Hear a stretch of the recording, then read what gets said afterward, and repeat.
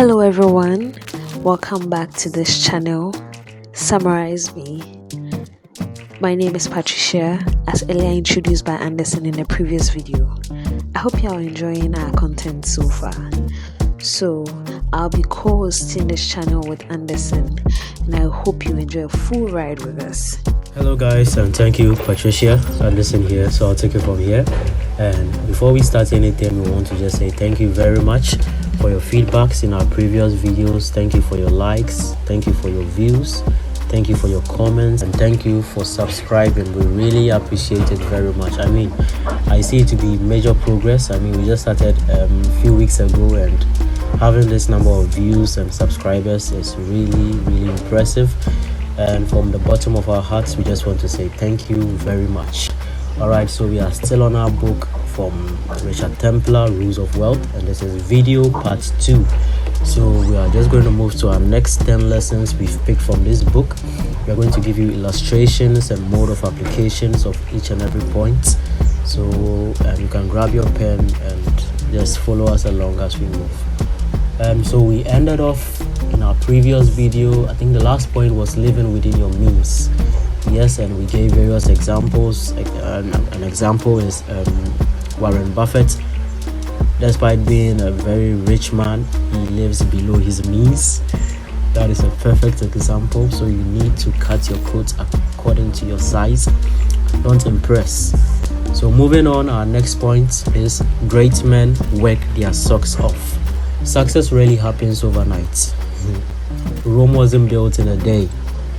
Exceptional individuals put in extraordinary efforts, persisting through obstacles and setbacks. There are various examples we can give, and you know them yourself.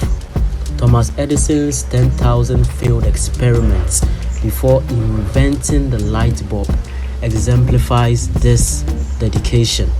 You need to be ready to put in the work. Yes, failure will come, but failure is not a full stop.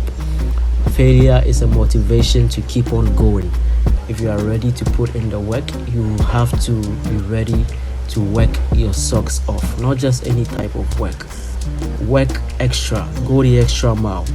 As they normally say, the difference between the ordinary and the extraordinary is the little extra. So set dedicated time for focused work, a time where you block everything and just focus on working, eliminating all forms of distractions, and then you'll begin to see results in your life.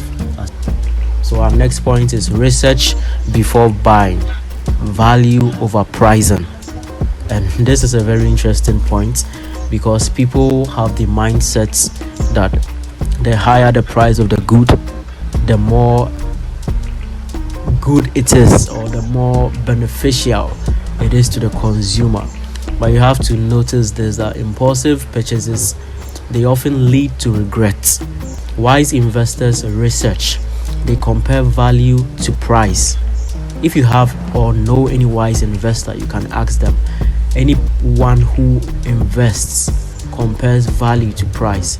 Same example, Warren Buffett's disciplined approach to investing focuses on intrinsic value rather than market price. And this, as you all can see in his life, has yielded remarkable returns. Make sure that before you buy something, research into it. How beneficial is this to me? Is this a need or a want? Is there any alternative to this good before you purchase? So that is our second lesson. Our third lesson is do as the rich do, and you end up like them. Do as the rich do, and you end up like them. Modeling successful habits and mindsets can transform your financial trajectory. Emulate routines, attitudes, and strategies of the affluent. Show me your friends, and I can show you your tomorrow. Show me those you work with, and I can show you who you become one day. So that should tell you associations have a very impactful effect on our lives. So if you want to be like the rich, you need to study the rich. You need to read books about riches, about where you want to be in life. Because the more you give your attention to these things, the more you begin to become the personification of these things, the more you begin to emulate these things. So that is it. Identify successful role models and incorporate their habits into your daily routine. So that is lesson number 3. Lesson number 4. Look powerful and confident. Projecting confidence and authority opens doors you have no idea to. Dress for success. Maintain eye contact and assert yourself. Richard Branson's bold entrepreneurial spirit has fueled Virgin Group's expansion. So, you need to be confident in life. When you meet people and maybe you might think, this is a very rich and affluent guy, I have to belittle myself. If you are little, you always be little. No one respects you being little. You have to be bold and confident in yourself. Am I saying be proud? I'm not saying be proud. In our culture in Africa, someone who is confident is often tagged as being a prideful person, which is very, very, very wrong. Being confident is not equivalent to being proud. Being confident is knowing who you are and knowing what you can do, and not belittling yourself due to maybe your current state, because you know who you are, you know your God-given abilities, and you begin to utilize them. If you have the little mentality, you underutilize your capabilities. But when you apply confidence to yourself, you begin to do things you never knew you could do. And always remember that people pay for your services. If you have something extraordinary to offer, but you don't put it out there in the name of being humble, in the name of not looking prideful, in quotes, know that you are missing a lot of opportunities. Lesson number 5. Consider alternative risk. Calculating outcomes before taking risk is very, very, very crucial, guys. Ask yourself, what if I don't take this risk? What if I don't buy this device? What if I don't purchase this commodity? What will happen? Would I still be able to live without it? When you ask yourself this question, you realize that it changes your mindset. This is a key question, guys, and it works just like magic. When you are purchasing a good, always ask yourself this, and this is your guideline. This is your tour guide in the world of purchasing. Ask yourself this question: what if I don't take this risk? What if I don't buy this? Elon Musk's SpaceX ventures, despite having its setbacks over the years, demonstrates thoughtful risk assessments. And I'm sure you all know about his story and how far SpaceX has come. So what I'm asking you to do now is always ask this question and consider alternative scenarios. And when you sit down to do this consideration, you realize that there are better options that can get you the same result or even a better result without you having to break the bank. Lesson number 6.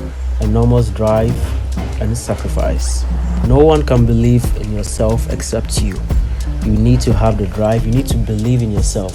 No matter your background, no matter where you are coming from, remember you are the author of your life. No one writes the story of your life. You write it yourself. So you should have the drive. You should believe in yourself and get up, put in the work and sacrifice, because nothing good comes without sacrifice. Even through scripture, you realize that great outcomes or great results came or were birthed from sacrifice. So if you are not ready to sacrifice, and if you are not ready to have an enormous drive, you would always be behind in life. Because everyone is resting doesn't mean you have to rest. Because everyone is dragging their feet doesn't mean you also have to drag your feet. If the masses are putting in 10% of work, you have to put in 15% of work. That is drive and that is motivation. And that is how you get things done. That is how you get results. Lesson number 7. Honor self-reflection and investment. Wealth creation demands introspection and intentional efforts. Identify areas for improvement and invest time, energy, and resources. This is talking of a blueprint, guys. You need to have a blueprint. If at this point of your life you don't know where you want to be in the next 10 years, in the next 5 years, you need to stop whatever you are doing and start reflecting. start engaging in introspection. You need to have a plan, because without a plan, you wouldn't know where you are going to. If you have a target, you will know what efforts to put in order to attain that target. But if you are living your life just as the day goes by, you need to be very, very worried about this, because as I always say, each and every day that goes by, you get old, and life is timed. There's this video I watched today by Bishop David Oyedepo's wife, and she said life is timed. Your life is timed, and you need to have a plan. You need to sit down and reflect. You need to know what to invest, how to invest your time. If you know the amount of time you have left, you know how to use your time wisely. You know in what area you need to invest your energy into and your resources, because remember, your life is timed, and honest self-reflection and investment is what can help you make good use of your life, because as scripture says, the night cometh when no man can work. Lesson number 8: prepare before acting. Laying the groundwork before starting a project ensures success. Plan set goals and assemble necessary tools. Stephen Covey's 7 Habits emphasizes preparation as key to effectiveness. You need to prepare before you act. Set clear objectives, assemble necessary resources, and plan contingencies. Before a footballer goes onto the pitch, they first do warm-ups. So before you get to the start of a project, you need to prepare. You need to have a calculated time frame. You need to have a plan. You need to have a blueprint which guides your action, which guides your spending in this juncture. How much is coming into your income every month, every week, and how much do you intend to spend? Do you have a plan, or you just spend as the money comes? Is your spending guided by your impulse or your ego, or is guided by your blueprint, which leads to your future targets? Without a plan, there is no success. Without a routine, there is no success. Prepare before acting, and that is how you get results. That is how you get things done. Lesson number 9: imperfect action beats perfect inaction. Procrastination can be costly. This is very true. Procrastination can be costly. Taking imperfect actions today often yields better results than waiting for perfection. It's better you start than daydream your results. Daydreaming your results doesn't get you results. Starting to achieve that results brings results, because it's better for you, as I normally say, it's better for you to start just like prayer. You are feeling very sleepy. It's better for you to pray and fall asleep in the course of the prayer than not pray at all. Taking imperfect actions today often yields better results than waiting for perfection, because perfection might never come. Facebook's move fast and break things mantra exemplifies this principle. Lesson number 10: stop financial leaks. Plug financial holes before building wealth. Plug up your financial holes before building your wealth. Track expenses, eliminate unnecessary costs, and optimize budgeting.